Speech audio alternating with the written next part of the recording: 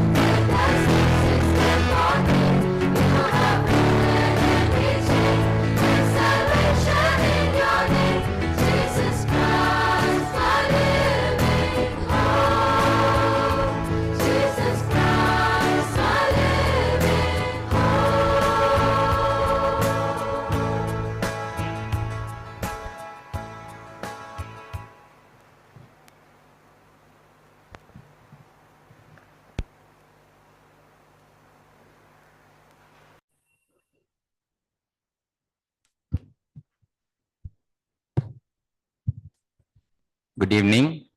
We have come to the second evening of our annual Bible teaching mission, Jesus Christ, my living hope. Yesterday evening, we learned how our lives in this fallen world is and how we very often, knowingly or unknowingly, approach Christian life with very many false expectations. And we learned that in the midst of all that, Jesus Christ is our living hope. We are saints, sinners, and sufferers at the same time. So today we have the second session. It's my privilege to welcome Dr. Alexander George, retired professor of agriculture from Kerala Agriculture University, to further expound on the word. I also welcome our dear Franklin sir for translation. Over to them.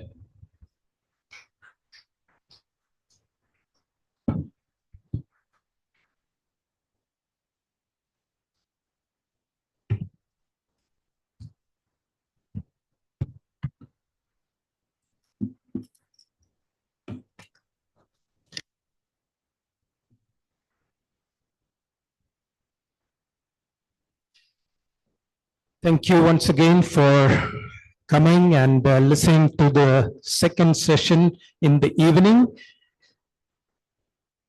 And I'm actually continuing the sessions in the morning also with the same theme.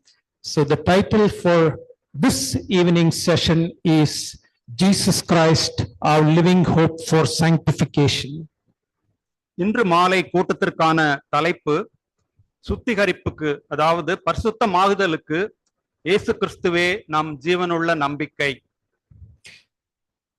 So sanctification is the process by which we are progressively transformed into the image of Christ. சுத்திகரிப்பின் மூலமாய், அதாவது பரிசுத்தமாகுதல், நாம் தொடர்ந்து கிறிஸ்துவை போல் மாற்றப்படுகிறோம். Sanctification is God's work of grace in us, but there is a definite human response and participation in the process.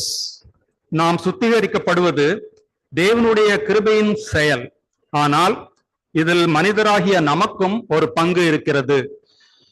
So let me first cite a number of verses in the Bible that emphasize the human role in sanctification. மனிதருக்கும் பங்கு உண்டு என்பதை உறுதிப்படுத்தும் வேத வசனங்களை முதலாவது பார்ப்போம். You need not take these verses in your Bible because I will be just mentioning the key thought and passing on.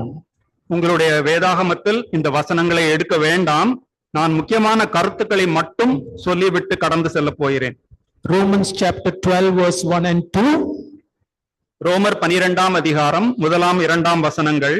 Here we are to offer ourselves to God as a living sacrifice, our responsibility. இந்த ரெண்டு வசனங்களில் முதலாவதாக நாம் பார்ப்பது, நாம் நம்மை ஜீவ பலியாக தேவனுக்கு ஒப்பு கொடுக்க வேண்டும். We are required not to conform to the world. That is also our responsibility.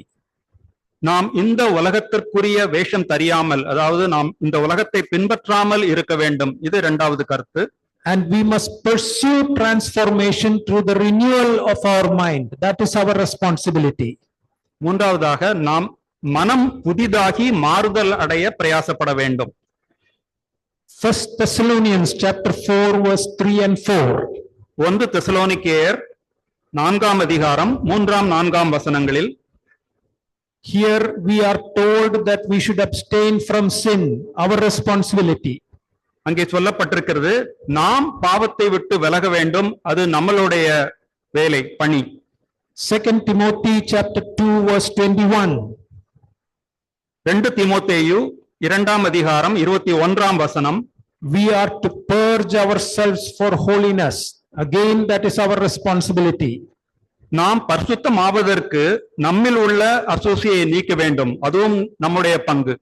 Hebrews chapter 12 verse 14. எபிரேயருக்கு எழுதின நிருபம் 12ஆம் அதிகாரம் 14ஆம் வசனம், we must proactively pursue holiness. நாம் பரிசுத்தமாய் இருப்பதை நாட வேண்டும். Colossians chapter 3 verse 5 to 10. கொலோசியருக்கு எழுதின நிருபம் 3ஆம் அதிகாரம் 5 முதல் 10ஆம் வசனங்கள். We are asked to put off the old self. நமது பழைய மனிதனை களைந்து போட வேண்டும் என்று இங்கே சொல்லப்பட்டிருக்கிறது.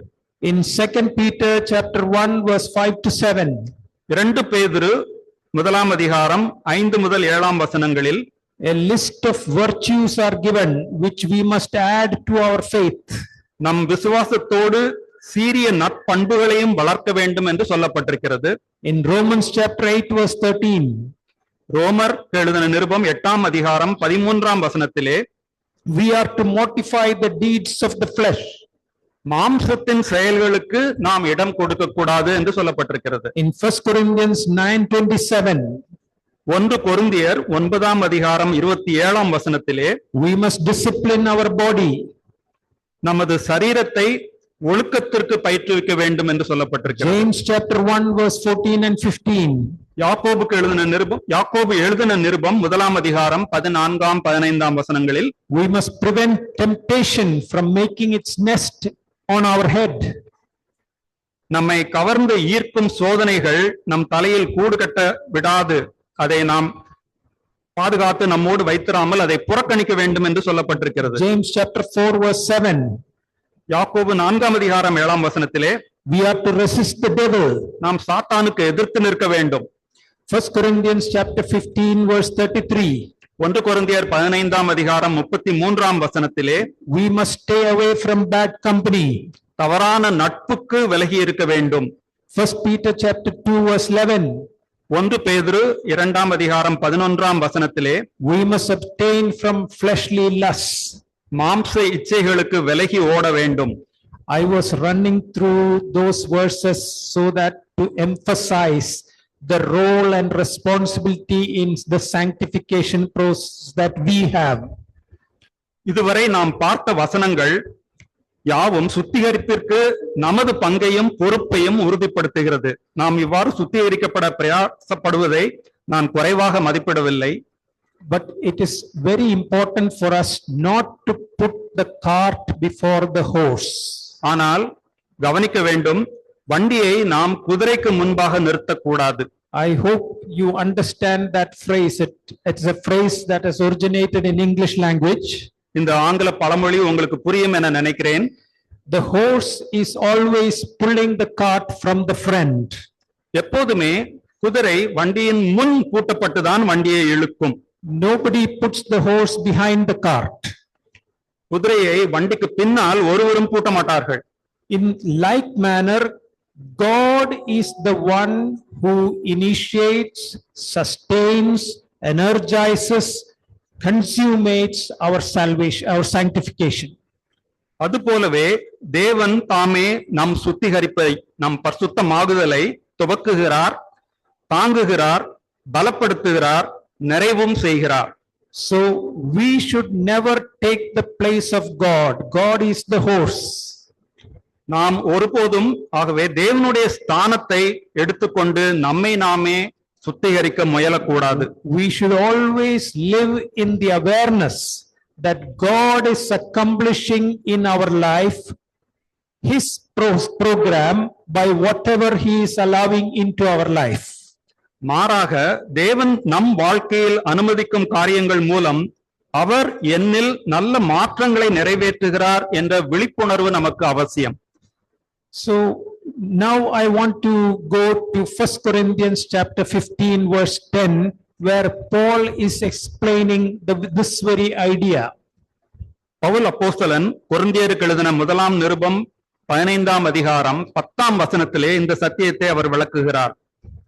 Paul says, by the grace of God I am what I am. தேவ கிருபையினாலே நான் இருக்கிறேன்.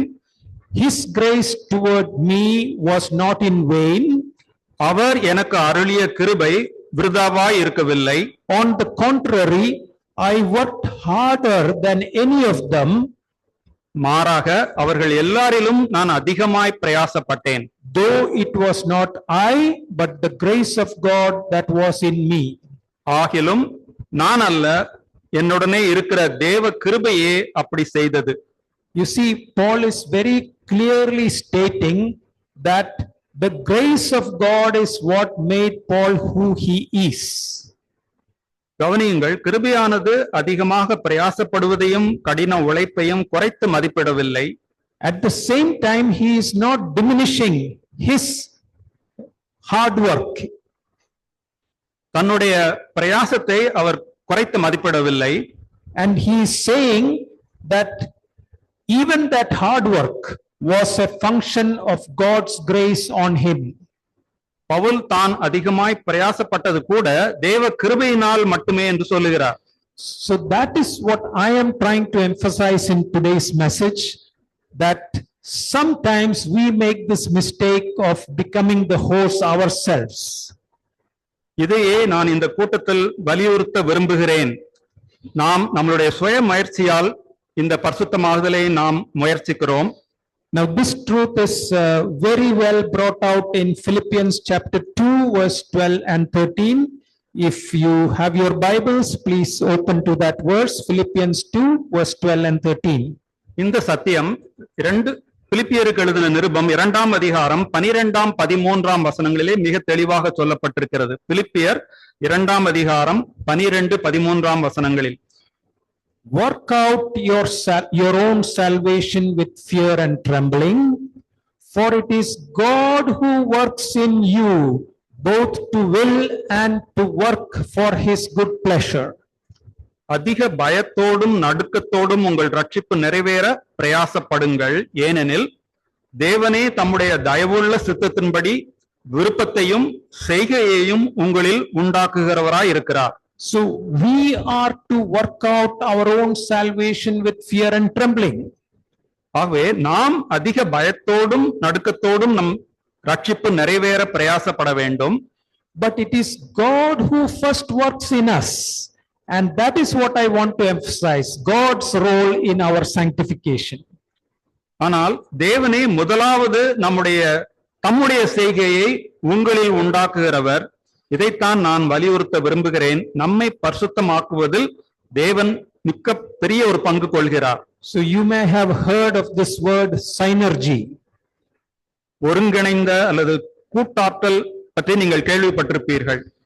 You do your part, God does his part, and the outcome is greater than the sum of each effort. நீங்கள் உங்கள் பங்கை செய்யுங்கள், தேவன் தமது செயலை உங்களில் செய்வார். இரண்டும் ஒருங்கிணைந்து செயல்படும் போது அந்த விளைவு அந்த இரண்டும் கூட்டுவதை விட பெரிதாயிருக்கும். That is not my model for the sanctification process. ஆனால் பரிசுத்தம் ஆவதற்கு அல்லது சுத்திகரிப்பிற்கு இது என்னுடைய மாதிரி அல்ல.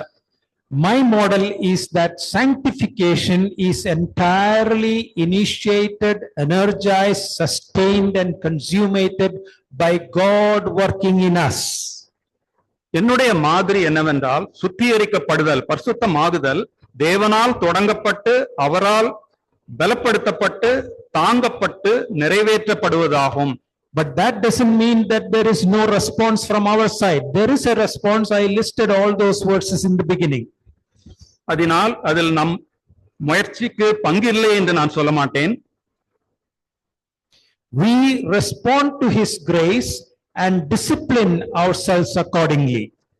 நாம் அவரது கிருபைக்கு உட்பட்டு நம்மை அதற்கேற்ற கட்டுப்பாட்டிற்குள் கொண்டு வருகிறோம்.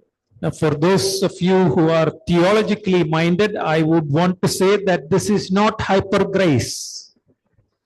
இது மிகைப்படுத்தப்பட்ட கிருபை அல்ல. This is really the Reformed theology position. இது சீர்திருத்தப்பட்ட இறையியல் நிலையாகும். In the London Baptist Confession, it states that believers grow in grace, yet this growth is through the continual supply of strength from the sanctifying Spirit of Christ.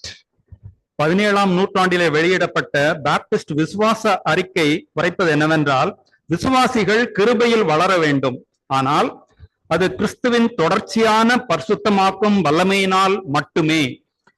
In the Westminster Shorter Catechism, sanctification is the work of God's free grace, whereby we are renewed in the whole man after the image of God and are enabled more and more to die unto sin and live unto righteousness. Westminster shorter catechism இவ்வாறு சொல்கிறது, சுத்திகரிக்கப்படுதல் என்பது தேவனுடைய இலவசமான கிருபையின் செயலாகும். இதிலே நாம் தேவனுடைய சாயலுக்கு ஒப்பாக முழுமையான மனிதனாக புதுப்பிக்கப்படுகிறோம். மேலும் பாவத்திற்கு மரிக்கவும் நீதியை அடையும்படி வாழவும் வழி நடத்தப்படுகிறோம். So, while our role in the sanctification process is very important, it is always a response to and dependent on God's first work in us. இவ்வாறாக சுத்திகரிப்பில் நமது பங்கு மிகவும் முக்கியமானது என்றாலும் அது எப்போதும் தேவனையே சார்ந்திருந்து அவர் துவங்கும் செயலுக்கு நாம் இணங்கி நடப்பது. We strive only because God has first enabled us. It is 100% God energized.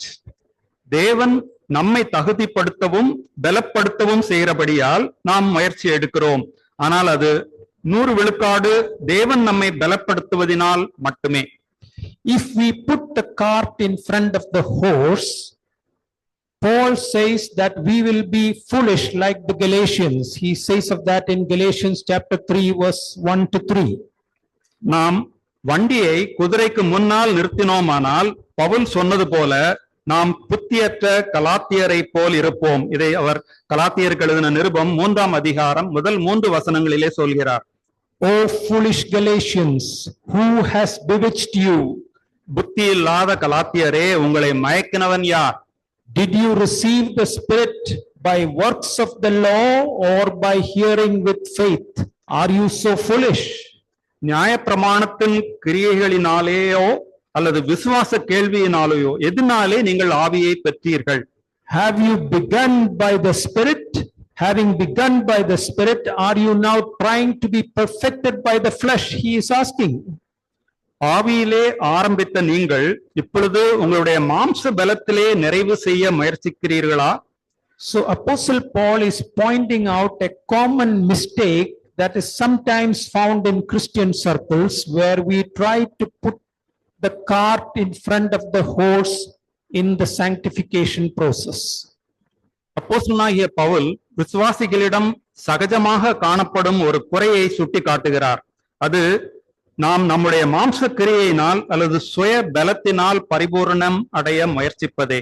Hebrews chapter 12 verse 14 says, pursue sanctification.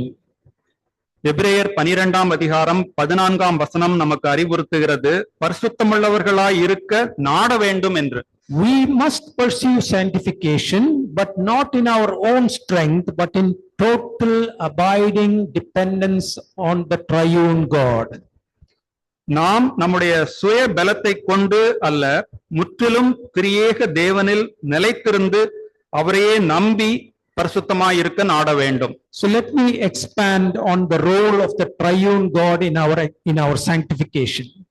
நம் பரிசுத்தமாகுதலில் திரியேக தேவனின் பங்கை நான் இப்போது விவரிக்கிறேன். In Philippians chapter 1 verse 6, Paul writes, I am sure of this, that he, referring to God the Father, who began the good work in you, will bring it to completion at the day of Jesus Christ. Tamil வேதாகமத்தில் பிலிப்பியர் 1ஆம் அதிகாரம் 5ஆம் வசனத்தில் பவுல் இவ்வாறு எழுதியிருக்கிறார், உங்களில் நற்கிரியை தொடங்கினவர், அதாவது பிதாவானவர், அதை இயேசு கிறிஸ்துவின் நாள் பரியந்தம் முடிய நடத்தி வருவார் என்று நம்புகிறேன் என அவர் எழுதுகிறார். So who began the work? It was God the Father. அந்த நற்கிரியை தொடங்கினவர் யார்? அது பிதாவாகிய தேவன். Who will bring it to completion? It is God the Father. அதை முடிப்பவர் யார்? அதுவும் பிதாவாகிய தேவன். So the Father's role is there. In Hebrews chapter 12 verse 2, we read that Jesus Christ is the author and finisher of our faith. இவ்வளவு நேரம் பிதாவாகிய தேவனின் வேலையை பார்த்தோம். இப்பொழுது எபிரேயர் 12ஆம் அதிகாரம் 1ஆம் வசனத்திலே நம்முடைய விசுவாசத்தை துவக்குகிறவரும் முடிக்கிறவருமாகிய இயேசு கிறிஸ்து என்று சொல்லப்பட்டிருக்கிறது. And in 2 Thessalonians chapter 2 verse 13, it says that the Holy Spirit is propelling our sanctification. 2 தெசலோனிக்கேயர் 2ஆம் அதிகாரம் 13ஆம் வசனத்திலே நாம் பரிசுத்த ஆவியினாலே பரிசுத்தமாக்கப்படுகிறோம் என்றும் வாசிக்கிறோம். So all three persons of the triune God are involved in our sanctification. ஆகவே திரியேக தேவனின் 3 நபர்களும் நம்மை பரிசுத்தமாக்குவதில் ஈடுபட்டிருக்கிறார்கள். There is no way you can thwart the work of the triune God in you. திரியேக தேவன் உங்களில் கிரியை செய்வதை நீங்கள் ஒரு காலம் தடை செய்ய முடியாது. So this idea that God is the initiator, energizer and sustainer of our sanctification is promised in the Old Testament as part of the new covenant. தேவன் தான் நம் சுத்திகரிப்பை தொடங்குகிறவர், அதை பலப்படுத்துகிறவர், அதை தாங்குகிறவர் என்ற வாக்குத்தத்தம் பழைய ஏற்பாட்டிலும் கூட அங்கே வரும் புதிய உடன்படிக்கையின் ஒரு பாகமாக உள்ளது. Let us turn to Ezekiel chapter 36 verse 26 and 27. எசேக்கியேல் தீர்க்கதரிசியின் புத்தகம் 36ஆம் அதிகாரம் 26, 27ஆம் வசனங்களை எடுத்துக்கொள்ளுங்கள். Number 1, I will give you a new heart. God is saying. முதலாவது தேவன் சொல்லுவது, உங்களுக்கு நவமான, அதாவது ஒரு புதிய இருதயத்தை கொடுத்து. Number 2, I will give you a new spirit. I will put a new spirit within you. இரண்டாவதாக தேவன் கொடுக்கிற வாக்குத்தத்தம், உங்கள் உள்ளத்திலே புதிதான ஆவியை கட்டளையிடுவார். Number 3, I will remove a heart of stone from your flesh. மூன்றாவது ஆசீர்வாதம், உங்கள் கல்லான இருதயத்தை மாம்சத்திலிருந்து அவர் எடுத்து போடுவார். Number 4, I will give you a heart of flesh. நான்காவதாக சதையான மென்மையான ஒரு இருதயத்தை உங்களுக்கு கொடுப்பேன். Number 5, I will put my spirit within you. ஐந்தாவதாக உங்கள் உள்ளத்திலே என் ஆவியை வைப்பேன். Number 6, I will cause you to walk in my statutes and be careful to obey my rules. ஆறாவதாக உங்களை என் கட்டளைகளில் நடக்கவும் என் நியாயங்களை கைக்கொள்ளவும் அவைகளின்படி செய்யவும் பண்ணுவேன். So you see, the entire process is initiated by God, but it is not that God initiates and sustains our sanctification. He also ensures that it ends well. தேவன் நம் சுத்திகரிப்பை தொடங்குபவரும் தாங்குபவரும் மட்டுமல்ல, எல்லாம் செவையாய் முடிப்பதிலும் தேவன் கவனமாயிருக்கிறார். So we read in Jude 24 that God is able to present us in his presence blameless and without spot. யூதாவுக்கு எழுதின நிருபத்திலே அங்கே ஒரே அதிகாரம் தான் இருக்கிறது. அந்த அதிகாரத்தின் 24ஆம் வசனத்திலே இப்படியாய் நாம் வாசிக்கிறோம், வலுவாதபடி உங்களை காக்கவும் தமது மகிமையுள்ள சன்னிதானத்திலே மிகுந்த மகிழ்ச்சியோടെ உங்களை மாசற்றவர்களாய் நிறுத்தவும் வல்லமை உள்ளவர் என்று அங்கே எழுதப்பட்டிருக்கிறது. He is able to do that irrespective of how well you have done on earth. ஒருவேளை நம்முடைய செயல்பாடுகள் எப்படி இருந்தாலும் தேவனால் செய்து முடிக்க அவர் வல்லவராய் இருக்கிறார். Now let us read Colossians chapter 2 verse 14 and 15 and let us find out 3 things that Jesus Christ accomplished on the cross. இப்பொழுது பவுலப்போஸ்தலன் கொலோசேயருக்கு எழுதின நிருபத்திற்கு வருவோம். அங்கே 2ஆம் அதிகாரம், கொலோசேயர் 2ஆம் அதிகாரம் 14, 15 வசனத்தில் கல்வாரி சிலுவையில் இயேசு கிறிஸ்து நமக்காக நிறைவேற்றின 3 ஆசீர்வாதங்கள் என்ன என்பதை நாம் பார்க்கலாம். In Colossians 2:14 it says that he cancelled the record of debt that stood against us with its legal demands. கொலோசையர் 2ஆம் அதிகாரம் 14ஆம் வசனத்திலே முதலாவதாக நமக்கு விரோதமாய் எழுதப்பட்டிருந்த கட்டளைகளை கொண்ட கடன் பத்திரத்தை அவர் நீக்கினார். So God has blotted out all the requirements of the law. தேவன் நியாயப்பிரமாணத்தின் குற்றச்சாட்டுகள் அனைத்தையும் நீக்கிவிட்டிருக்கிறார். Number 2, he set it aside by nailing it to the cross. இரண்டாவதாக அதை சிலுவையில் ஆணி அடித்து இல்லாமல் அதை அழித்து விட்டார். He has taken it out of the way that there is now no obstacle on the road. தேவன் அவற்றை நம் பாதையை விட்டு எடுத்து விட்டதால் பாதையில் இனி தடை ஏதும் இல்லை. So if you are still living in guilt of not being able to live up to the standards of God, you are actually rubbishing the work of Christ, which he has already completed on the cross.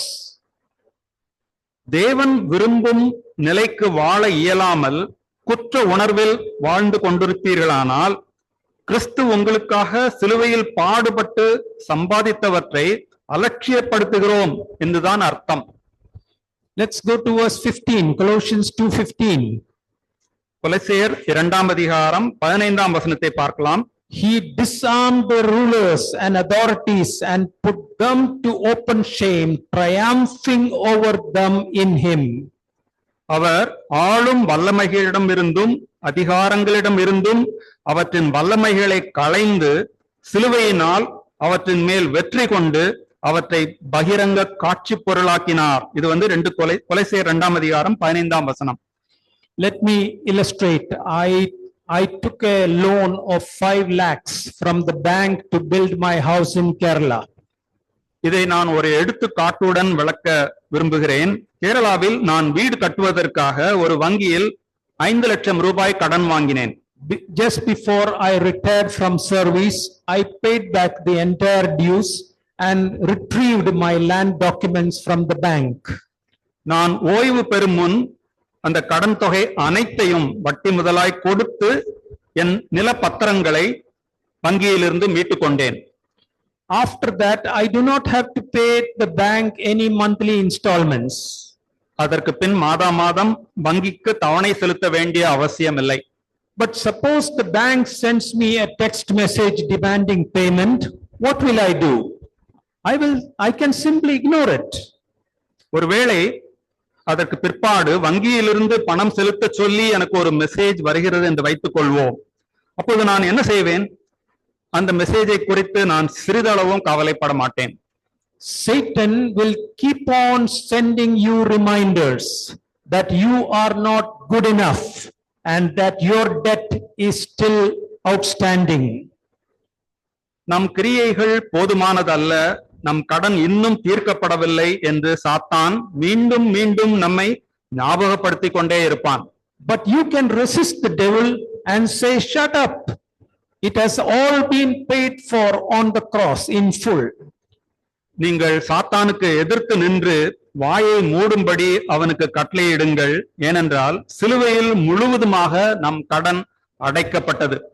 He was disarmed on the cross, and now we must not give Satan arms because God has disarmed him. You should not be in the process of weaponizing Satan again. ஏனென்றால் ஆண்டவராய் இயேசு கிறிஸ்து சிலுவையில் அவன் ஆயுதங்களை உரிந்து விட்டார். ஆகவே நாம் சாத்தானுக்கு ஆயுதம் தரிக்க கூடாது. Now let us go to Hebrews chapter 10 verse 14. இப்பொழுது நாம் எபிரேயருக்கு எழுதின நிருபம் 10ஆம் அதிகாரம் 14ஆம் வசனத்திற்கு போகலாம். For by a single offering he, Jesus Christ, has perfected for all time those who are being sanctified. ஏனெனில் பரிசுத்தமாக்கப்படுகிறவர்களை ஒரே பலியினாலே இயேசு கிறிஸ்து என்றென்றைக்கும் பூரணப்படுத்தி இருக்கிறார். இது எபிரேயர் 10ஆம் அதிகாரம் 14ஆம் வசனம். I want you to notice the tenses used in the verse. I hope it is there in the Tamil version too.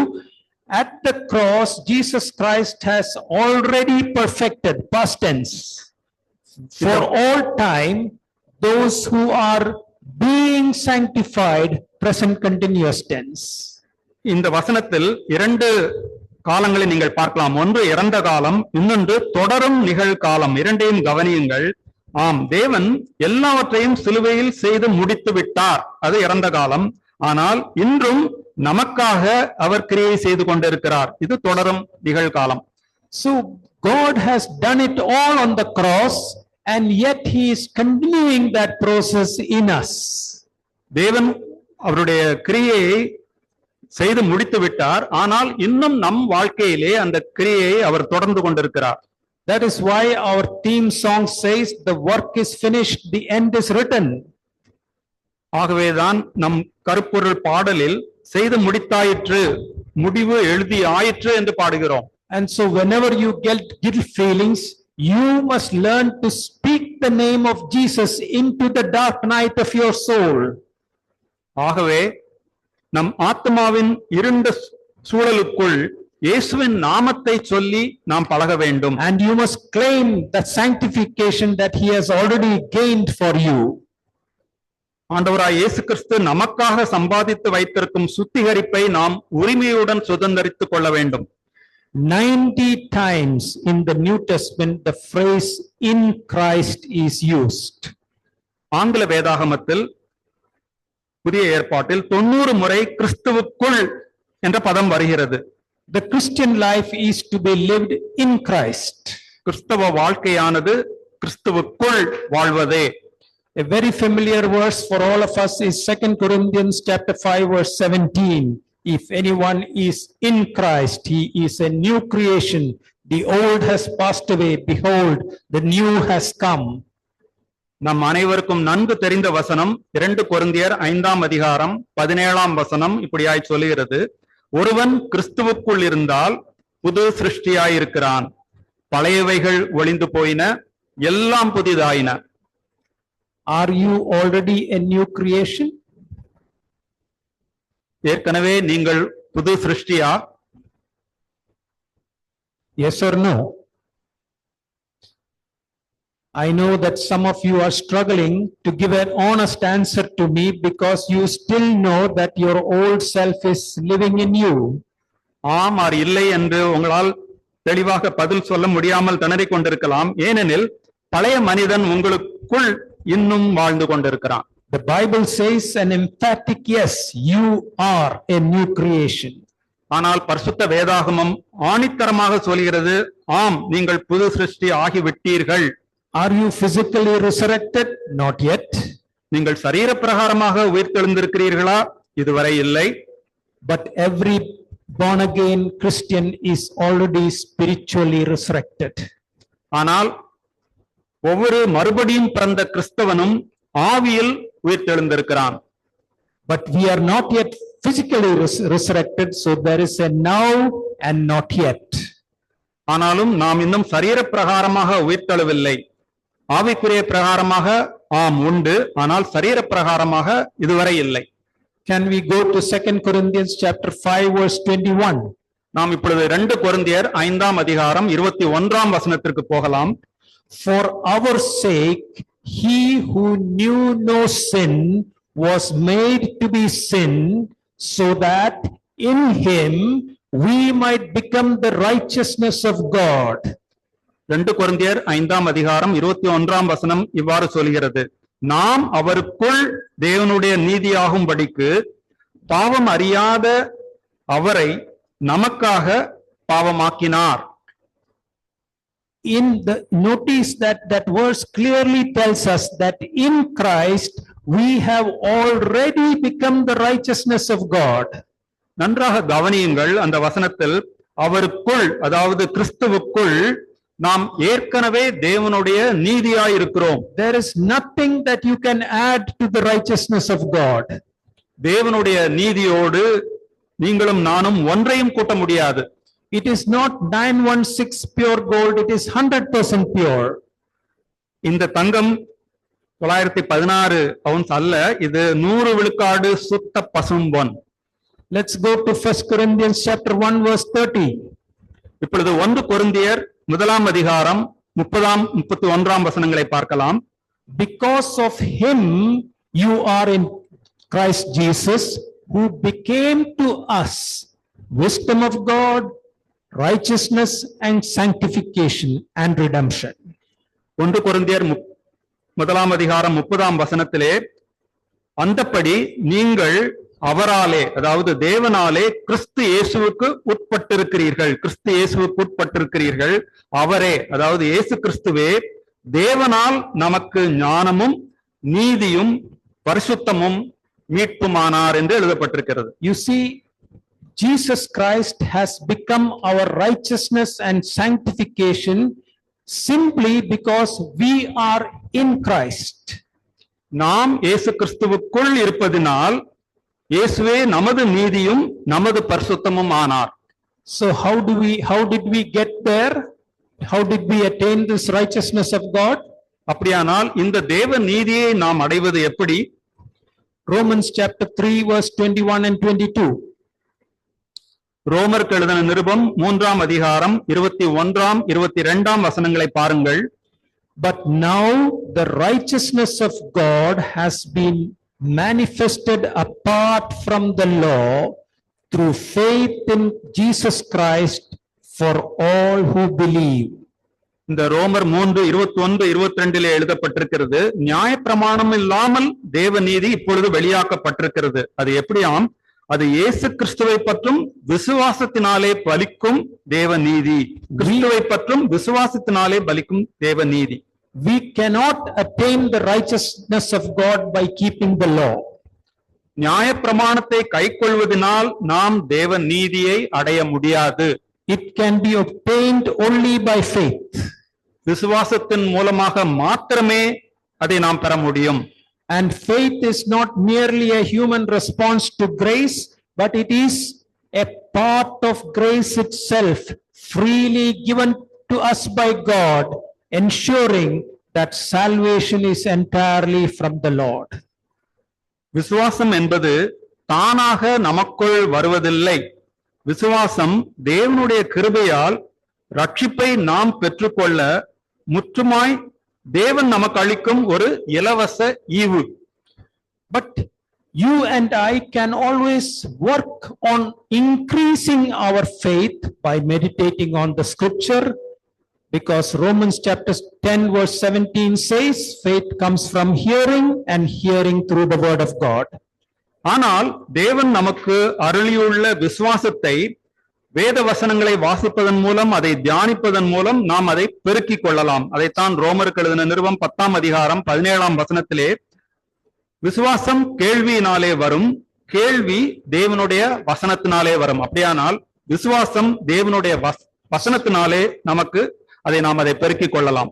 So faith has to be exercised, or it has to be reckoned. You have to act out the faith. விசுவாசத்திற்கு ஆகவே நீங்கள் பயிற்சி அளிக்க வேண்டும், விசுவாசித்து செயல்பட வேண்டும். I don't know how many of you have gone to this railway terminus in Bombay. It's known as the Chhatrapati Shivaji Maharaj Terminus railway station in Bombay. It has 18 platforms. மும்பையில் உள்ள சத்ரபதி சிவாஜி ரயில் நிலையத்தில் 18 பிளாட்பாரங்கள் உண்டு.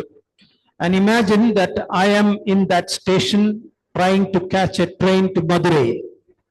ஒருவேளை நான் அந்த ரயில் நிலையத்திற்கு சென்று அங்கே மும்பையிலிருந்து மதுரைக்கு போகும் ரயிலை பிடிப்பதற்காக நான் போயிருக்கிறேன் என்று கற்பனை செய்து கொள்ளுங்கள். But I am confused. All the signboards are written in Hindi and I cannot read them. அங்கே உள்ள எல்லா அறிவிப்பு பலகைகளும் ஹிந்தியிலும் மராட்டியிலும் எழுதப்பட்டதனால் நான் அங்கே குழப்பமுள்ளவனாய் இருக்கிறேன். So what can I do to make sure that I have got into the right train? ஆகவே நான் சரியான ரயிலில் ஏறி இருக்கிறேனா என்பதை உறுதிப்படுத்த நான் என்னென்ன செய்ய முடியும்? I can check my ticket with the train number that is written on the coach. என்னுடைய ட்ரெயின் டிக்கரில் உள்ள அந்த ட்ரெயின் நம்பரையும் அந்த கோச்சிலே எழுதப்பட்டிருக்கிற நம்பரும் ஒன்றா என்று நான் பார்க்கலாம். I can ask the TTR if he is around, or I can go to the information center. ஒருவேளை டிடிஆர் அருகாமையில் இருந்தால் நான் டிடிஆரை கேட்கலாம், அல்லது அங்கே உள்ள தகவல் தொடர்பு நிலையத்தை நான் அணுகலாம். I can ask fellow passengers in the train, or I can check the online app. உடன் பிரயாணிகளை கேட்டு தெரிந்து கொள்ளலாம், அல்லது ஆன்லைன் ஆப்பில் நான் அதை சரிபார்த்துக் கொள்ளலாம். And thus in many ways I have increased my faith, and that I am sitting on the right train, and that is how Christian life is. நான் சரியான ரயிலில் தான் பிரயாணம் செய்கிறேன் என்பதை உறுதிப்படுத்திக் கொள்ள பல வழிகள் இருக்கின்றன. அது போலவே கிறிஸ்தவ வாழ்க்கையும். Now assume that I have got into a wrong train. ஒருவேளை நான் ஒரு தவறான ரயிலில் ஏறி அமர்ந்து விட்டேன் என்று வைத்துக் கொள்வோம். The train has not yet left the platform. ஆனால் அந்த ரயில் இன்னும் அந்த பிளாட்ஃபார்மை விட்டு புறப்படவில்லை. I am sitting inside the cabin, very confident and relaxed that I am on the right train. நான் சரியான ரயிலில் தான் ஏறி அமர்ந்திருக்கிறேன் என்ற திடமான நம்பிக்கையோடு நிம்மதியாய் அமர்ந்திருக்கிறேன். But the train that I have got into is actually going to Kashmir and not to Madurai. ஆனால் நான் ஏறி இருக்கும் ரயில் மதுரைக்கு அல்ல, அது காஷ்மீருக்கு போக வேண்டிய ஒரு ரயில். So is my confidence that I have, is that true faith? It is a false assumption. இந்த இடத்தில் என்னுடைய நம்பிக்கை ஒரு உண்மையான நம்பிக்கையா, விசுவாசமா? இல்லை, அது ஒரு தவறான அனுமானம், அது ஒரு தவறான நம்பிக்கை. So I want you to understand that faith is not merely a feeling, it is something that is based on scripture and not something that is based on some false assumptions. வேதத்தின் அடிப்படையிலான விசுவாசத்திற்கும் மாயையான தவறான அனுமானங்களின் அடிப்படையான விசுவாசத்திற்கும் உள்ள வித்தியாசத்தை நீங்கள் புரிந்து கொள்ள வேண்டும் என்று நான் விரும்புகிறேன். So we must always be striving to correct our false assumptions based on a rightful and serious study of the word of God. ஆகவே நாம் எப்போதும் பரிசுத்த வேதாகமத்தை சரியான முறையிலே கற்று அறிந்து நம்முடைய தவறான அனுமானங்களிலிருந்து விடுபட வேண்டும். Now let us turn to Romans chapter 8 verse 16 and 17. இப்பொழுது ரோமருக்கு எழுதின நிருபம் 8ஆம் அதிகாரம் 16ஆம் 17ஆம் வசனங்களை பார்க்கலாம். Here we read about adoption. அங்கே நாம் புத்திர சுவிகாரம் அல்லது தத்தெடுப்பை பற்றி நாம் அங்கே வாசிக்கிறோம். We have received the spirit of adoption as sons, by whom we cry, Abba, Father. அப்பா பிதாவே என்று கூப்பிட பண்ணுகிற புத்திர சுவிகாரத்தின் ஆவியை பெற்றிருக்கிறோம் என்று அந்த வசனத்தை நாம் வாசிக்கிறோம். The Spirit himself bears witness with our spirit that we are children of God. நாம் தேவனுடைய பிள்ளைகளாய் இருக்கிறோம் என்று ஆவியானவர் தாமே நம்முடைய ஆவியுடனே கூட சாட்சி கொடுக்கிறார். And if children, then we are heirs, and heirs of God and fellow heirs with Christ. நாம் பிள்ளைகளானால் சுதந்திரரும் ஆமே, தேவனுடைய சுதந்திரரும் கிறிஸ்துவுக்கு உடன் சுதந்திரரும் ஆமே என்று அந்த வசனத்தில் எழுதப்பட்டிருக்கிறது. Let me illustrate. We are living at a time when there has been so much of war in the Middle East and in Ukraine. நான் இதை ஒரு எடுத்துக்காட்டுடன் உங்களுக்கு விளக்குகிறேன். நாம் வாழும் இந்த காலகட்டத்தில் மத்திய கிழக்கு பகுதியிலும் உக்ரைனிலும் போர் நடந்து கொண்டிருக்கிறது. Just imagine a young Palestinian boy who lost his parents in the war. ஒரு பாலஸ்தீனிய சிறுவன் தன் பெற்றோரை இழந்து விட்டதாக வைத்துக் கொள்வோம். He has become an orphan and is living in a United Nations refugee camp. அவன் ஒரு அனாதையாய் அகதிகள் வாழும் முகாமில் இருக்கிறான். But then the king of Saudi Arabia decides to adopt him. ஆனால் சவுதி அரேபியாவுடைய நாட்டின் அரசர் அந்த சிறுவனை தன் மகனாக தத்தெடுக்க தீர்மானிக்கிறார். Not because this boy has done anything, but purely out of the king's own love and grace.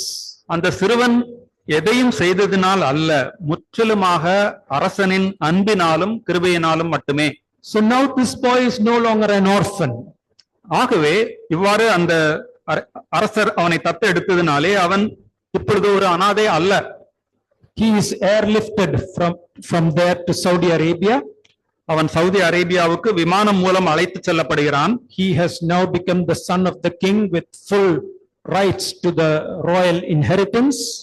இப்போது அவன் அரசனின் குமாரனாக ராஜ சுதந்திரவாளியாக எல்லா உரிமைகளையும் பெற்றவனாய் இருக்கிறான். He now lives in the palace. He wears royal robes and is treated with the same dignity as the king's own family. அவன் அரச மாளிகையில் அரச குடும்பத்திற்குரிய வஸ்திரம் தரித்து அரச குடும்பத்தில் ஒருவனாக எல்லா சலுகைகளையும் அனுபவிக்கிறான். But occasionally this boy continues to act as if he were an orphan. ஆனாலும் சில வேளைகளில் இந்த சிறுவன் தான் ஒரு அனாதை போல நடந்து கொள்வான். Sometimes when he sees a lot of activity going on, he shies away from the public gaze and he may try to go to a trash can and take some food from the trash can. அவன் பொதுமக்களின் பார்வைக்கு பயத்தினால் விலகி ஓடலாம் அல்லது குப்பை தொட்டியலில் தனக்கு உணவு தேடலாம். So this boy will have to keep reminding himself that I am no longer an orphan. I am the son of a king and I must behave like a prince. ஆகவே இந்த சிறுவன் அடிக்கடி நான் ஒரு அனாதை அல்ல, நான் அரசனின் மகன், நான் ஒரு இளவரசன் என்பதை தனக்குத்தானே ஞாபகப்படுத்திக் கொள்ள வேண்டும். We must apply this illustration to us because when we are in Christ, we are fully accepted, fully righteous, fully heirs of the kingdom of God, spiritually resurrected, and yet, unfortunately, sometimes we continue to behave as if we were orphans. அதுபோலவே கிறிஸ்துவை விசுவாசிக்கிற நாமும் கிறிஸ்துவுக்குள் முற்றிலும் நீதி அடைந்தவர்களாய், தேவனுடைய ராஜ்யத்தின் முழு சுதந்திரவாளிகளாய், முழுவதுமாக அங்கீகரிக்கப்பட்டு இருக்கிறோம். ஆவியின் பிரகாரமாய் நாம் உயிர்த்தெழுந்திருக்கிறோம். ஆனாலும் சில வேளைகளில் அனாதைகளைப் போல் நடந்து கொள்கிறோம். So I want you to recall the words of our theme song. It says, "The King of Kings calls me his own." நம்மளுடைய கருப்பொருள் பாடலில் இந்த வரிகள் வருகிறது. ராஜாதி ராஜா நம்மை தம்முடையவர்கள் என்று அழைப்பதை நாம் நினைவு கூற வேண்டும்.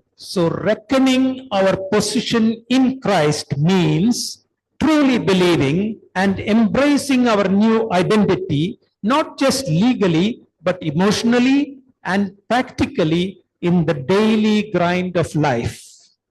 ஆகவே இயேசு கிறிஸ்துவில் நம் நிலை என்ன என்று நாம் உணர்ந்து அவரை உண்மையாய் விசுவாசித்து நமக்கு கொடுக்கப்பட்டிருக்கும் புதிய அடையாளத்தை சட்டப்படி மட்டுமல்ல, நம் தினசரி வாழ்க்கையில் உணர்ச்சி பூர்வமாகவும் நடைமுறையாகவும் தழுவிக்கொள்ள வேண்டும். We must hold that reality, and at the same time we must also hold the reality that we are living in a fallen world prone to sin. அதே நேரத்தில் நம்மை பாவத்துக்குள்ளாக்க கூடிய இந்த வீழ்ந்த உலகில் நாம் வாழ்ந்து கொண்டிருக்கிறோம் என்பதையும் நாம் மறக்கலாகாது. So I want to emphasize that we can never earn God's blessing by our own self effort. உங்களுடைய சொந்த முயற்சியால் ஒரு காலம் தேவனுடைய ஆசீர்வாதங்களை சம்பாதிக்க முடியாது. Abraham and Sarah tried that out, and the result was Ismail, the father of the Arab world, and the world is still suffering from Abraham's self effort. ஆதியாகமத்தில் நாம் வாசிக்கிறபடி ஆபிரகாமும் சாராளும் அப்படிப்பட்ட முயற்சி செய்தார்கள். அதன் விளைவு அரேபிய உலகின் தந்தையான இஸ்மவேல் பிறந்தான். ஆபிரகாமின் சுய முயற்சியால் உலகம் இன்றும் பாட அனுபவித்துக் கொண்டிருக்கிறது. God wanted Abraham to wholly depend on him and not to add any human contribution. மனிதனுடைய முயற்சி எதுவுமின்றி ஆபிரகாம் தேவனை முழுமையாக சார்ந்திருக்க வேண்டும் என்று தேவன் விரும்பினார். Even when Abraham went to sacrifice Isaac, it was God who provided the animal, the ram. ஆதியாகமம் 22ஆம் அதிகாரத்திலே ஆபிரகாம் ஈசாக்கை பலி செலுத்த சென்ற போது கூட தேவன் தான் அங்கு ஒரு ஆட்டுக்கடாவை வழங்கினார் என்று பார்க்கிறோம். God did not want Abraham to take a spare animal along with him. அந்த ஆட்டை ஆபிரகாம் தன்னோடு வீட்டிலிருந்து கொண்டு செல்ல வேண்டும் என்று தேவன் விரும்பவில்லை. So the Christian life is to be lived simply by receiving the imputed righteousness that has been gifted to us based on the finished work of Christ on the cross. ஆகவே கிறிஸ்தவ வாழ்க்கை என்பது ஈவாக, ஒரு இலவச ஈவாக அளிக்கப்பட்ட கிறிஸ்துவின் நீதியை பெற்று வாழ்வதாகும். இது கிறிஸ்து சிலுவையில் செய்து முடித்த கிரியையின் அடிப்படையிலானது. So stop trying to contribute to what Jesus Christ has already finished. ஆண்டவராய் இயேசு கிறிஸ்து செய்து முடித்த வேலைக்கு உங்களுடைய சுயமான கிரியைகளை சேர்ப்பதை நாம் நிறுத்த வேண்டும். Now let us turn to Hebrews chapter 12 verse 1 and 2. இப்பொழுது எபிரேயருக்கு எழுதின நிருபம் 12ஆம் அதிகாரம் முதல் 2 வசனங்களை எடுத்துக்கொள்ளலாம். Each time you sin, you must be quick to lay aside every weight and sin that clings on to you closely. ஒவ்வொரு முறை நாம் பாவம் செய்யும் போது நாம் உடனடியாக என்ன செய்ய வேண்டும்? பாரமான யாவற்றையும் நம்மை சுற்றி நெருங்கி நிற்கிற பாவத்தையும் தள்ளிவிட வேண்டும். You must confess your sin and lay it at the feet of Jesus. நம்மளுடைய பாவங்களை அறிக்கையிட்டு அவைகளை இயேசுவின் பாதத்தில் வைக்க வேண்டும். Do not allow yourself to go down in the spiral of guilt. குற்ற உணர்வினால் உங்களை உள்ளே அழுத்தக்கூடிய சுழலுக்குள் நாம் அகப்பட்டுக் கொள்ளக்கூடாது. Get up, move into the no condemnation zone that is referred to in Romans chapter 8 verse 1. எழுந்திருங்கள். ரோமர் 8ஆம் அதிகாரம் 1ஆம் வசனத்திலே சொல்லப்பட்டிருக்கிற அந்த ஆக்கனை தீர்ப்பற்ற மண்டலத்தை நோக்கி நாம் செல்ல வேண்டும். And we must continue to run the race that is set before us. மேலும் நமக்காக நியமிக்கப்பட்டிருக்கிற ஓட்டத்தை நாம் தொடர வேண்டும். Looking to Jesus, who is the founder and perfecter of our faith. இந்த ஓட்டத்திலே நாம் விசுவாசத்தை துவக்குகிறவரும் முடிக்கிறவருமாகிய இயேசுவை நோக்கியே நாம் ஓட வேண்டும். Jesus Christ, our living hope. இயேசு கிறிஸ்துவே நம் ஜீவனுள்ள நம்பிக்கை. As long as you are living in this flesh, you will have to repeat this process n number of times, and that is the normal Christian life. இந்த சரீரத்தில் நாம் வாழும் வரை இதனை பல முறை மீண்டும் மீண்டும் செய்ய வேண்டியது இருக்கும். இதுவே வாடிக்கையான கிறிஸ்தவ வாழ்க்கையாகும். So let me now recap what I have been trying to tell you. நான் இதுவரை சொன்ன அனைத்தையும் இப்பொழுது சுருக்கமாக சொல்லட்டும். Sanctification is a process initiated, energized, sustained and consummated by God himself. பரிசுத்தமாவது தேவனால் ஆரம்பிக்கப்பட்டு பலப்படுத்தப்பட்டு தாங்குகிற முடிக்கிற ஒன்றாகும். Sanctification involves human participation, but we must be careful not to put the cart before the horse. அதே நேரத்தில் மனிதனுடைய பங்கேற்பும் பரிசுத்தமாகுதலில் உண்டு. ஆனால் வண்டியை குதிரைக்கு முன்பாக நிறுத்தக்கூடாது. We have been asked in the Bible to reckon or to consider who we are in Christ and act out that faith. நாம் கிறிஸ்துவில் அல்லது கிறிஸ்துவுக்குள் இருக்கிறோம் என்பதை மறவாமல் விசுவாசத்தோடு முன்னேறி செல்ல வேண்டும். So we must step out in that confidence, depending wholly on God. அந்த நிச்சயத்துடன் தேவனையே சார்ந்து நாம் முன்னேற வேண்டும். That does not mean that you need to deny the reality of indwelling sin. அதே சமயம் நம் மாம்சத்தில் வாசமாய் இருக்கும் பாவத்தை மறந்துவிட முடியாது. Acknowledging the reality of indwelling sin, the flesh, Satan and the world, we can still reign with Christ on this earth in the midst of our enemies. நமக்குள் பாவம், அதாவது மாம்சம், சாத்தான், உலகம் ஆகியவை வாசமாயிருக்கின்றன என்ற உண்மையை உணர்ந்தவர்களாய் இந்த எதிரிகளின் மத்தியிலும் கிறிஸ்துவோடு இப்பூமியில் நம்மால் ஆட்சி செய்ய முடியும் என்ற ஒரு உணர்வு, ஒரு அறிவு நமக்கு வேண்டும். I want to close with two illustrations. இரண்டு எடுத்துக்காட்டுகளுடன் நான் முடிக்கிறேன். The first illustration is about a lollipop, you know, that sweet that comes with a stick. முதல் எடுத்துக்காட்டு லாலிபாப்பை பற்றினது. அது ஒரு குச்சியுடன் வரும் மிட்டாய். Now imagine that I have two naughty sons. I don't have any sons, but imagine I have two sons, and when I come back from office, I bring with me two lollipops. One is red and the other is green. எனக்கு இரண்டு குறும்புக்கார மகன்கள் இருக்கிறார்கள் என கற்பனை செய்து கொள்ளுங்கள். உண்மையில் இல்லை. நான் அலுவலகத்திலிருந்து வீட்டிற்கு வரும்போது இரண்டு லாலிபாப்புடன் வருகிறேன். ஒன்றின் நிறம் சிவப்பு, அடுத்ததின் நிறம் பச்சை. My younger son likes the red one, and he immediately grabs it from my hand. He opens the wrapper and quickly licks it one time. என்னுடைய இளைய குமாரனுக்கு விருப்பமான கலர் சிகப்பு. ஆகவே அவன் அந்த சிவப்பு நிறம் உள்ள லாலிபாப்பை என்னுடைய கரத்திலிருந்து பிடுங்கி அதன் உரையை எடுத்து போட்டு அதை சாப்பிட ஆரம்பித்து விட்டான். So in that first lick, he has taken possession of the red lollipop. That is positional sanctification. அந்த லாலிபாப்பை அவன் வாயில் வைத்தவுடன் அது அவனுக்கு சொந்தமாகி விட்டது. இதுவே சுத்திகரிப்பின் ஸ்தானம் அல்லது அதனுடைய உண்மை நிலை என நாம் எடுத்துக்கொள்ளலாம். Now he continues to lick it, but he is doing it slowly because he knows that his elder brother will not ask for it because he has already licked it. அவன் அதை தொடர்ந்து சாப்பிடுகிறான். ஆனால் இப்பொழுது சற்று மெதுவாகவே அதை உண்கிறான். ஏனென்றால் அதை சாப்பிட ஆரம்பித்து விட்டதால் தன் அண்ணன் அதை எடுக்க வரமாட்டான் என அறிந்திருந்தான். So that slow process of licking is progressive sanctification. It is going on in the midst of enemies. His brother is there. இது முன்னேற்றம் அடைகிற ஒரு சுத்திகரிப்பு. இது மெதுவாக செல்லும் ஒரு செயல்முறை எதிரிகளின் நடுவே. And in the end, the entire lollipop is finished. Only the stick is remaining. The skeleton is buried.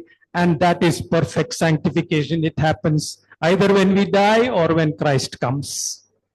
கடைசியில் அந்த முழு மிட்டாயை அவன் முடித்தவுடன் அந்த குச்சி மாத்திரமே இருக்கும். அதுவே பூரண சுத்திகரிப்பின் நிலை. அது எப்பொழுது வரும் என்றால் அது கிறிஸ்துவின் இரண்டாம் வருகையின் போதுதான் அது நடக்கும். The second illustration that I would like to give is of a man who is affected by some sickness, let us say tuberculosis. நான் கொடுக்க விரும்பிய இரண்டாவது எடுத்துக்காட்டு காச நோயினால் பாதிக்கப்பட்ட ஒரு மனிதனை பற்றியது. This man was very sick and weak. He could not even get up from his bed. அவன் மிகவும் சுகவீனனும் பலவீனனுமாய் இருந்தான். தன் படுக்கையிலிருந்து கூட எழும்ப முடியாத நிலையில் இருந்தான். Treatment was started and slowly his health began to improve. சிகிச்சை ஆரம்பமானது. அவனுடைய ஆரோக்கியம் மெதுவாக திரும்பினது. Then he was moved to a healthy place where there is good oxygen, good food and appropriate exercise. அவன் ஒரு ஆரோக்கியமான இடத்திற்கு மாற்றப்பட்டான். அங்கு அவனுக்கு சுகாதாரமான காற்றும் சத்துள்ள உணவு மற்றும் தேவையான உடற்பயிற்சியும் கிடைத்தது. He improved further and he got back his energy levels and he started doing some small productive activity. அவன் மேலும் ஆரோக்கியம் அடைந்தான். அவனுடைய பலன் திரும்பியது. ஆகவே வேலை செய்ய தொடங்கினான். Now while he is on this earth, he can become sick again at any time. ஆனால் அவன் இந்த உலகத்தில் இருக்கும் வரை எப்போது வேண்டுமானாலும் அவன் மீண்டும் வியாதிப்படலாம். So there is nothing like perfect health in this fallen world. ஆகவே வீழ்ச்சியுற்ற இந்த உலகத்திலே பூரண சுகத்திற்கு வாய்ப்பே இல்லை. The same with us. We can only be relatively healthy in a fallen world. நமக்கும் அப்படியே வீழ்ச்சியுற்ற இவ்வுலகில் ஓரளவுதான் நாம் சுகத்தோடு இருக்க முடியும். So our bodies are constantly fighting various kinds of bacteria and viruses. நம்முடைய சரீரங்கள் பலதரப்பட்ட கிருமிகளோடு எப்போதும் போராடி யுத்தம் செய்து கொண்டிருக்கிறது. At a point of weakness, anyone may succumb to illness. பலவீன நேரத்திலே நம்மில் எவரும் வியாதிக்கு உள்ளாகலாம். So we need to be careful about the food we take, the exercise, the environment. We must be free from pollution and the air quality must be good. ஆகவே நாம் உணவை குறித்தும் உடற்பயிற்சி மற்றும் சுற்றுப்புற சூழல் இவைகளை குறித்து கவனமாய் இருக்க வேண்டும். மாசற்ற தூய்மையான காற்றும் அவசியம். If we take care of these factors, we will be able to live relatively healthy life. இந்த காரியங்களை நாம் கவனித்துக் கொண்டால் ஓரளவிற்கு சுகமான வாழ்க்கையை வாழ முடியும். The same is true about our spiritual life. நம்முடைய ஆவிக்குரிய வாழ்க்கையும் அதுபோலவே. We are all affected by this disease called sin and it is still alive and kicking in us. நாம் எல்லோருமே பாவம் என்னும் வியாதியினால் பாதிக்கப்பட்டிருக்கிறோம். அது நம்மில் இன்னும் வீரியம் உள்ளதாகவே காணப்படுகிறது. The cross of Christ and the blood of Christ are the cure for sin. கிறிஸ்துவின் சிலுவையும் கிறிஸ்துவின் இரத்தமும் நம் பாவம் போக்கும் பரிகாரிகள். But we must move into a healthy environment, have good food and exercise to stay healthy. That is our role and responsibility in sanctification. ஆனால் நாம் ஒரு ஆரோக்கியமான சூழலுக்குள் வர வேண்டும். நல்ல உணவும் உடற்பயிற்சியும் சுகமாய் வாழ அவசியம். இது போலவே நம்முடைய ஆவிக்குரிய சுத்திகரிப்புக்கென நாம் செய்ய வேண்டிய கடமைகளும் உண்டு. I want to close by reading 2 Corinthians chapter 3 verse 15 to 18. நான் என்னுடைய இந்த செய்தியை 2 கொரிந்தியர் 3ஆம் அதிகாரம் 15ஆம் வசனம் முதல் 18ஆம் வசனம் 4 வசனங்கள் 2 கொரிந்தியர் 3ஆம் அதிகாரம் 15 முதல் அந்த உள்ள வசனங்களை வாசிக்க விரும்புகிறேன். So to this day, wherever whenever the scripture is read, a veil lies over our hearts. 3:15 சொல்லுகிறது, மோசேயின் ஆகமங்கள், அதாவது பழைய ஏற்பாடு வாசிக்கப்படும் போது இந்நாள் வரைக்கும் முக்காடு அவர்கள் இருதயத்தின் மேல் இருக்கிறதே. But when one turns to the Lord, that veil is removed. You have to turn to the Lord as you read with the scripture with all diligence. 16 அவர்கள் கர்த்தரிடத்தில் மனம் திரும்பும் போது அந்த முக்காடு எடுபட்டு போம். ஆகவே நீங்கள் வேதத்தை கவனமாய் படித்து கர்த்தரிடம் திரும்ப வேண்டும். Now the Lord is the Spirit, and where the Spirit of the Lord is, there is freedom, not legalism, nor license to sin, but total dependence on the Spirit. 17 கர்த்தரே ஆவியானவர், கர்த்தருடைய ஆவி எங்கேயோ அங்கே விடுதலையும் உண்டு. சட்டப்படியான வாழ்க்கை அல்ல, இஷ்டம் போல் பாவம் செய்ய உரிமை அல்ல, ஆனால் முழுவதும் ஆவியானவரை சார்ந்த ஒரு வாழ்க்கை. We all with unveiled face, beholding the glory of the Lord, are being transformed, present continuous tense, from one degree of glory to another. 18 நாம் எல்லாரும் திறந்த முகமாய் கர்த்தருடைய மகிமையை கண்ணாடியிலே காண்கிறது போல கண்டு, ஆவியாய் இருக்கிற கர்த்தரால் அந்த சாயலாக தானே மகிமையின் மேல் மகிமை அடைந்து, இதுதான் தொடரும் நிகழ்காலம். இவ்வாறு நாம் மறுரூபமாக்கப்படுகிறோம். For this comes from the Lord who is Spirit. இது ஆவியாய் இருக்கிற கர்த்தரால் வருகிறது. So I want you to notice, sanctification is an ongoing process and it comes from the Lord. நன்றாக கவனியுங்கள், சுத்திகரிப்பு ஒரு தொடரும் அனுபவம், அது கர்த்தரிடத்திலிருந்து வருகிறது. So Jesus Christ is our living hope for sanctification. ஆகவே நம்மை பரிசுத்தமாக்க இயேசு கிறிஸ்துவே நம் ஜீவனுள்ள நம்பிக்கை. We have a role, we must respond to God's grace. நமக்கும் இதில் ஒரு பங்கு உண்டு. தேவனிடத்திலிருந்து கிருபை பெற்ற நாம் நம் பங்கையும் அளிக்க வேண்டும். But this is God's project. ஆனால் இது தேவனுக்கு சொந்தமான தேவனுடைய ஒரு திட்டம். He initiated it, he sustains it, he energizes it. அவர் ஆரம்பித்தார், அவர் தாங்குவார், அவர் உற்சாகம் அளிப்பார். He ensures progress and he will also ensure its completion. அவருடைய அந்த திட்டம் சரியாக முன்னேறி முடிவடைய செய்வார். On our part, we must, as it says in Hebrews chapter 12 verse 14, strive for holiness, without which no one can see the Lord. நம்மை பொறுத்தவரை எபிரேயருக்கு எழுதின நிருபம் 12:14 சொல்லியபடி, எபிரேயர் 12:14, பரிசுத்தமுள்ளவர்களாய் இருக்க நாடுங்கள், ஏனென்றால் பரிசுத்தம் இல்லாமல் ஒருவனும் கர்த்தரை தரிசிப்பதில்லையே. So we must take these two truths together. Today I have been emphasizing on God's role in sanctification because I'm afraid Christendom has gone to emphasize the other. So, we have to, if we take only half the truth and make it look like the whole truth, we end up being a heretic. அரைகுறை சத்தியத்தை எடுத்து அதை ஒரு முழுமையான சத்தியம் போல காட்டுவோமானால் நாம் கள்ளப்போதகத்தை அங்கீகரிப்பவர்கள் ஆவோம். God energizes our sanctification, but we must pursue it with all diligence. தேவன் நம்முடைய சுத்திகரிப்பை, நம்மளுடைய பரிசுத்தமாகுதலை கண்காணித்து பலப்படுத்துகிறார். ஆனால் நாமும் அதை அதிக ஜாக்கிரதையாய் நாட வேண்டும்.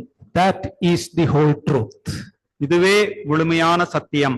May God bless you. தேவன் தாமே இந்த வார்த்தைகளை ஆசீர்வதிப்பாராக.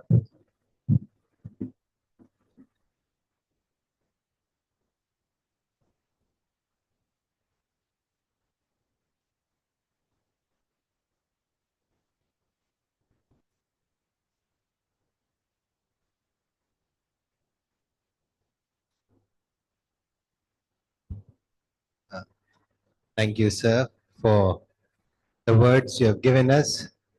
What a privilege to come together as a community and hear God's word. May God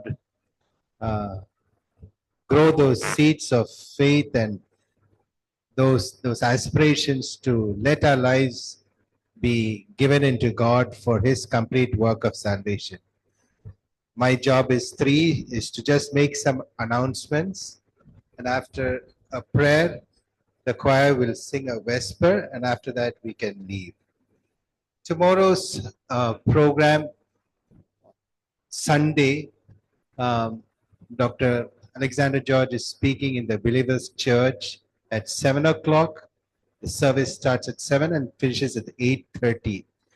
At 11:30, there's a session for staff and students in this hall, 11:30 Sunday.